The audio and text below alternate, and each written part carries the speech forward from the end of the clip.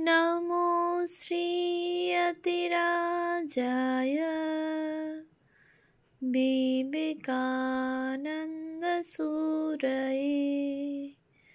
सच्चित्सुखस्वरूपाय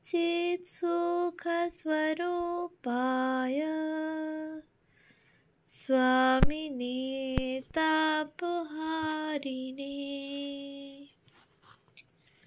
বেলুড় রামকৃষ্ণ সংঘের সংঘাধ্যক্ষ পরম্পরা গ্রন্থ থেকে পাঠ। পৃষ্ঠা সংখ্যা 322। প্রথম পর্ব, পৃষ্ঠা 322। স্বামী রঙ্গনাথানন্দ। জীবনে তিনি বহু সেবামূলক কাজে যোগদান করেছেন। যখন তিনি করাচিতে, তখন 1943 খ্রিস্টাব্দে বাংলায় চলছে 50-এর মন্বন্তর। সে সময়ে তিনি 1240 টন চাল জোগাড় করে জাহাজে করে ভারতে পাঠান। তখন 1 সের চালের দাম যেখানে করাচিতে 9 টাকা, বাংলায় সেই চালের আকাশছোঁয়া মূল্য 100 টাকা, তাও দুষ্প্রাপ্য।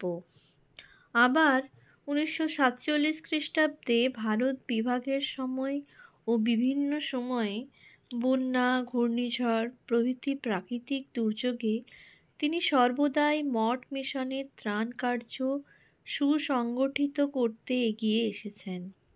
পল্লীমঙ্গলের বিভিন্ন সেবাকার্যেও ছিল তাঁর অপরিসীম আগ্রহ। অক্টোবর 1947 খ্রিস্টাব্দে মিশন কর্তৃপক্ষ কুরুক্ষেত্রে বিরাট আকারে পূর্ব পাঞ্জাব উদ্বাস্তু পুনর্বাসন নামে ত্রাণ কার্য শুরু করে। ওই কাজের জন্য বেলুড় মঠ করাচি কেন্দ্র থেকে কর্মী চাইলে রঙ্গনাথানন্দজি তৎক্ষণাৎ ওই কেন্দ্রের একজন তরুণ সন্ন্যাসীকে পাঠিয়ে দেন। 1949 খ্রিস্টাব্দ। তখন তিনি দিল্লি রামকৃষ্ণ মিশনের সম্পাদকের দায়িত্ব গ্রহণ করেছেন। দেশ বিভাগের ফলে পাকিস্তান থেকে বহু মানুষ উদ্বাস্তু হয়ে এদেশে আসছেন। দিল্লির বিভিন্ন অঞ্চলে তাঁরা তাঁবু খাটিয়ে রয়েছেন। সে সময়ে ভারত সরকারের ত্রাণ ও পুনর্বাসন বিভাগ থেকে বহু কম্বল জোগাড় করে মহারাজ আশ্রমের সাধু ব্রহ্মচারীদের নিয়ে নিজে সেই কম্বল বিতরণ করেছেন। এত ব্যস্ততার মধ্যেও মহারাজ লিখেছেন প্রচুর। তার প্রকাশিত বইগুলির মধ্যে রয়েছে the message of the Upanishads with an appendix consisting of his correspondence with sir Julian Huxley, Eternal Values for a Changing Society, 4 volumes, A Pilgrim Looks at the World, 2 volumes, Roles and Responsibilities of Teachers in Building Modern India, Children, Humanity's Greatest Asset, Women in Modern Age, Divine Grace, The Indian Vision of God as Mother, Science and Religion, Practical Vedanta and the Science of Values, Universal Message of Bhagavad Gita, 3 volumes, Brihadaranyaka Upanishad প্রভৃতি বিভিন্ন ছোট বড় গ্রন্থ। তাছাড়া তার বহু বক্তৃতা audio ক্যাসেটেও পাওয়া যায়। তার মধ্যে উল্লেখযোগ্য হল শ্রীমদ্ ভাগবতম, বিবেক চূড়ামণি, মান্ডুক্য উপনিষদ এবং মহাভারতের শান্তি পর্ব। সংঘের মধ্যে মহারাজ ছিলেন একজন সত্যকার মিশনারি। অন্তরের গভীরে তার এই জ্বলন্ত পাবক সদৃশ্য বিশ্বাস ছিল যে স্বামীজির সার্বজনীন ধর্মের বাণী, বেদান্ত ও প্রাচীন শাস্ত্রসমূহের যুক্তিসিদ্ধ আধুনিক ব্যাখ্যা, কেবল এগুলির সাহায্যেই ভবিষ্যৎ মানবতার চিন্তাজগতে বিপ্লব আনা সম্ভব। মহারাজের মনে ছিল এই বিশ্বাস এবং ছিল বিশ্বের মানুষের কাছে এই বাণী। এই সুসমাচার পৌঁছে দেওয়ার এক অনির্বাণ আকুতি। তিনি যেন এক মিশনারি, ব্রতের ঘোরে তন্ময় হয়ে সারা জীবন ছুটে ছুটে গেছেন বিশ্বের আনাচে কানাচে, মানুষের কাছে পৌঁছে দিয়েছেন স্বামীজির প্রাণপ্রদ যুগোপযোগী বাণী। ভারতীয় সংস্কৃতির দূত হিসেবে মহারাজ সমগ্র বিশ্ব ভ্রমণ করে ধর্ম সমন্বয় ও বিশ্ব ভ্রাতৃত্বের বাণী প্রচার করেছেন। ওর সবচেয়ে ব্যাপক সফর ছিল 18 জুলাই 1968 খ্রিস্টাব্দ থেকে 31 ডিসেম্বর 1969 খ্রিস্টাব্দ পর্যন্ত। মহারাজের হৃদয় জোড়ানো অপূর্ব অভিজ্ঞতার কথা আমাদের সকলের জন্য সঞ্চিত হয়ে রয়েছে তার বিখ্যাত a pilgrim looks at the world গ্রন্থে। এই সফরে তিনি 934টি বক্তৃতা ও প্রশ্নোত্তর অধিবেশন করেন, যেগুলির মধ্যে 90টি ছিল টেলিভিশন, রেডিও ও সংবাদপত্রে সাক্ষাৎকার। 30টি হয়েছিল চার্চ ও মন্দিরে, 141টি হয় বেদান্ত সোসাইটি ও রামকৃষ্ণ আশ্রমে, 156টি ছিল ব্যক্তিগত মহলে, 197টি হয়েছিল প্রকাশ্য আলোচনা সভাতে এবং 320টি হয় 115টি বিশ্ববিদ্যালয় ও মহাবিদ্যালয়ে। তার প্রতিটি বক্তৃতার পরেই থাকত প্রেরণাদায়ক প্রশ্নোত্তর অধিবেশন। জনসাধারণের ওপর মহারাজ যে বিশেষ প্রভাব বিস্তার করেছিলেন, প্রচার মাধ্যমগুলি সর্বসম্মতভাবে তার উচ্চ প্রশংসা করেন। কয়েকটি উদাহরণ এখানে উল্লেখযোগ্য। একদিকে তার অবিশ্বাস্য প্রগাঢ় পাণ্ডিত্য আমাকে শুধুমাত্র মোহিতই করেনি, রোমাঞ্চিত করেছে এবং বৌদ্ধিকভাবে উদ্দীপিত করেছে। অন্যদিকে তার কথা আমাদের গভীরভাবে মর্ম স্পর্শ করেছে। আক্ষরিক অর্থেই আমার অন্তর এই অনুভূতিতে শিহরিত হয়েছে যে সেখানে উপস্থিত আমরা প্রত্যেকে সত্যি প্রাণ ও কর্মশক্তিপূর্ণ। Ann Curtis an American reporter, February 1969।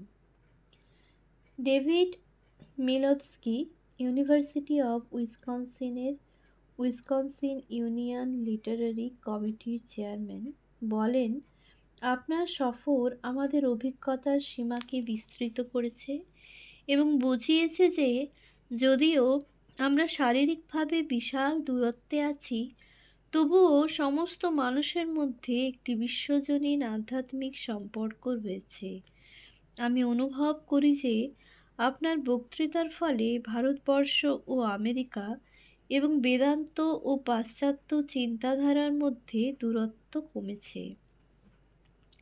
আমেরিকার পোর্টল্যান্ডের KGW রেডিওতে 31 জানুয়ারি 1969 খ্রিস্টাব্দ রাত 10টায় মহারাজের একটা লাইভ অনুষ্ঠান ছিল, 20 মিনিটের।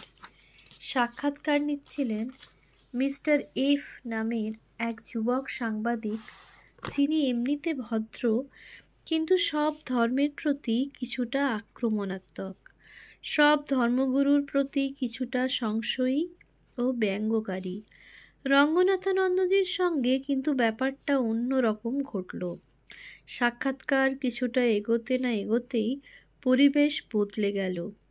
মহারাজের মেধা, বোধের গভীরতা, সততা ও গভীর মানবপ্রেমের কাছে মিস্টার এফ এর আপাত লঘুতা, চপলতা ভেসে গেল এবং তাঁরই আগ্রহে অনুষ্ঠানটি 20 মিনিটে শেষ হলো না। যথার্থ জিজ্ঞাসুর মনোভাব নিয়ে তিনি একের পর এক প্রশ্ন করলেন। মহারাজ ধৈর্য সহকারে সবগুলির উত্তর দিলেন। মাঝে মাঝে শ্রোতারাও কল করলেন। অনুষ্ঠান যখন শেষ হলো তখন রাত 12টা। দেখতে দেখতে 1998 খ্রিস্টাব্দ চলে এলো। সে বছরটি মঠ ও মিশনের কাছে বড়ই সংকটের বছর। একই সঙ্গে প্রায় অন্তিম শয্যায় পূর্বতন সংঘাধ্যক্ষ স্বামী ভূতেশানন্দজি কলকাতার কোঠারি মেডিকেল সেন্টারে ও সহ সংঘাধ্যক্ষ রঙ্গনাথানন্দজি সংকটজনক অবস্থায় উডল্যান্ডস হাসপাতালে। সকলের মনেই আশঙ্কা, উদ্বেগ। সকল আশঙ্কার পরিসমাপ্তি ঘটিয়ে 1998 খ্রিস্টাব্দের 10ই আগস্ট সংঘের দ্বাদশ অধ্যক্ষ স্বামী ভূতেশানন্দজি মহাসমাধিতে প্রবেশ করলেন। প্রথম দুদিন প্রবীণ সংঘচালকেরা অসুস্থ রঙ্গনাথানন্দজিকে সে সংবাদ দিতে দ্বিধাগ্রস্ত ছিলেন। তৃতীয় দিনে অপারগ হয়ে কর্তৃপক্ষের বর্ষীয়ান দুজন সন্ন্যাসী পূজ্যপাদ মহারাজের কাছে যান এবং খুব দ্বিধাজড়িত কণ্ঠে মৃদুস্বরে ভূতেশানন্দজির দেহাবসানের সংবাদ দেন। ধীর শান্ত নেত্রে টেবিলের ওপরে রাখা ঠাকুরের ছবির দিকে তাকিয়ে মহারাজ শুধু বললেন, তাঁর ইচ্ছা।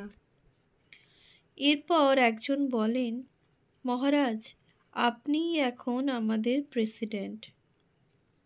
মহারাজ চোখ দুটো বিস্ফারিত করে বিস্ময়ের সুরে বলেন, কি আশ্চর্য! মহীশূর আশ্রমের রাঁধুনি আজ সংঘের প্রেসিডেন্ট হতে চলেছে। ঠাকুরের কি ইচ্ছা!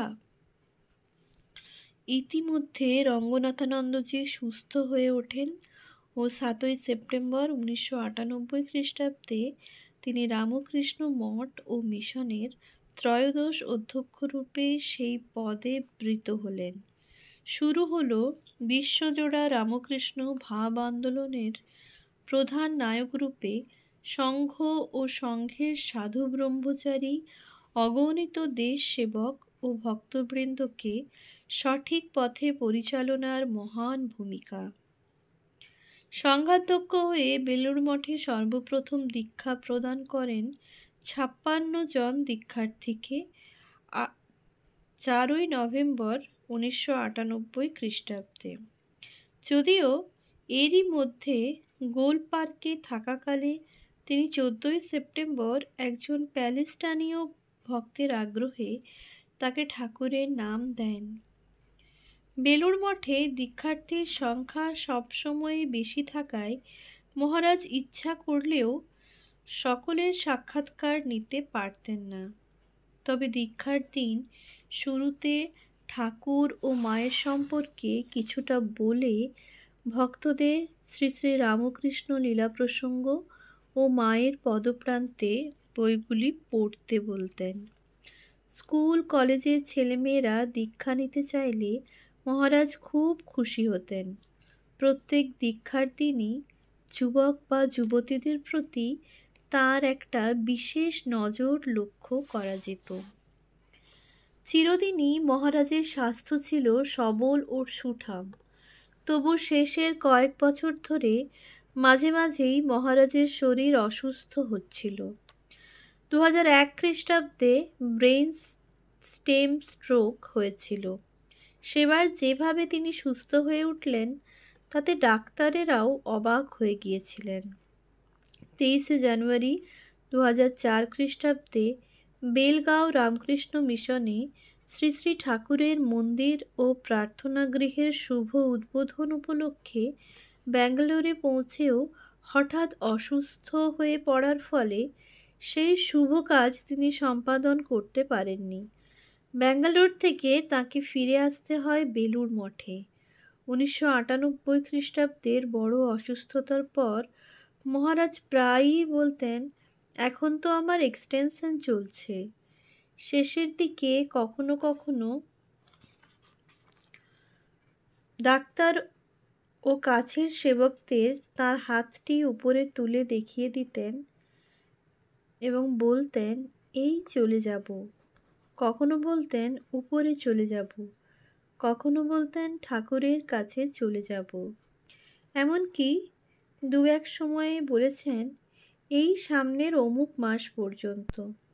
সেই মাসটি কেটে যাওয়ার পর সেবকরা মজা করে মহারাজকে স্মরণ করিয়ে দিলে মহারাজ শিশুসুলভ হাসি হেসে বলতেন, যাব তো, কিন্তু ঠাকুর যে যেতে দিচ্ছেন না। প্রতি বছরই শ্রী সারদা মঠে মহারাজ ভাণ্ডারা দিতেন। খাওয়া দাওয়া ছাড়া কিছু উপহার দেওয়ার জন্য কিছু টাকা পাঠাতেন। এবারে ভাণ্ডারা দেওয়া হলো বেশ বড় করে। বলেছিলেন, খাওয়া দাওয়া তো ভালো এবং উপহার যেন সুন্দর হয়। বলেছিলেন খাওয়া দাওয়া ভালো এবং উপহার যেন সুন্দর হয়। তাই মায়ের ছবি বসিয়ে HMT ঘড়ি দেওয়া হলো 143 জনকে। ওম শান্তি শান্তি শান্তি। হরি ওম তৎসৎ। শ্রীরামকৃষ্ণার্পণমস্তু।